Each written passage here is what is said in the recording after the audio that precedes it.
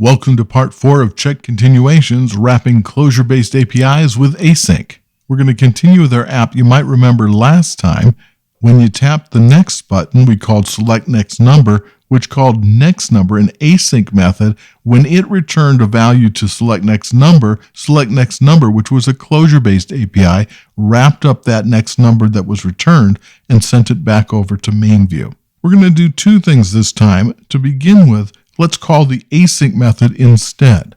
Let's ignore select next number and just call next number because it has all the implementation that we need, and then we'll get the value back that will display on the screen. Once we've accomplished that, and we've got a nice flow from MainView that can call the async method, we'll restore the original closure-based method and call it from the async method. But let's start by adjusting MainView to call the async version next number. Currently, the action for the next button is to call support's select next number method and pass in a closure that takes an int and sets it to be the current value. Looking over at support, let's look at select next number.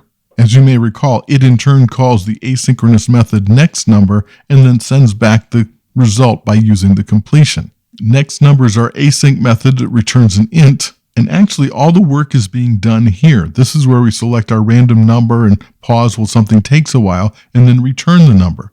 So we really don't need select next number. Let's get rid of it. This will, of course, break MainView and the calling code, so we're going to need to adjust it to call next number, this async method that returns an int. So this action is no longer valid.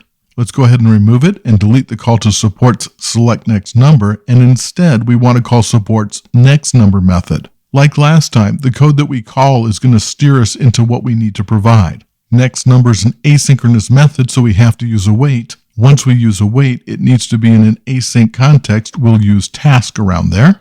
Next number returns an int, and we'll set that int to be current value whenever it returns. I find this flow to be much simpler to understand.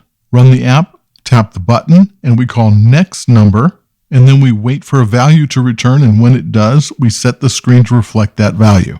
As nice as this is, sometimes we're stuck with our old closure-based API, and we can't get rid of it. And so I want to look what happens if we reintroduce the original closure-based method, and we assume that we can't remove or replace it. It's in a library, it's been well tested, there's some reason we can't remove or replace it, and so instead we will call it. And so we'll remove the implementation of the async method and we'll call the closure-based method from our async method. So ideally, we'd love to just replace our closure-based API with an async method, but sometimes we can't, and so we're wrapping it. So here's the current state of support with next number, and so we'll restore select next number. This is our original version of our closure-based API. We're not going to change it at all.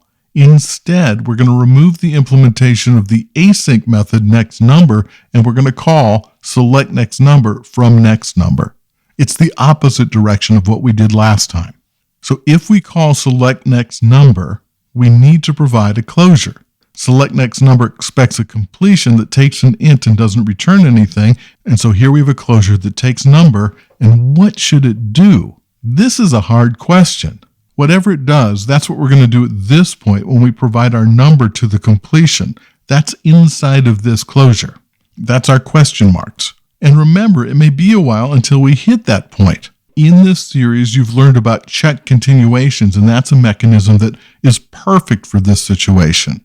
If you'd like, check back to part 2 of this series where we introduce CheckedContinuation. So we'll wrap the call to select next number with await with CheckedContinuation.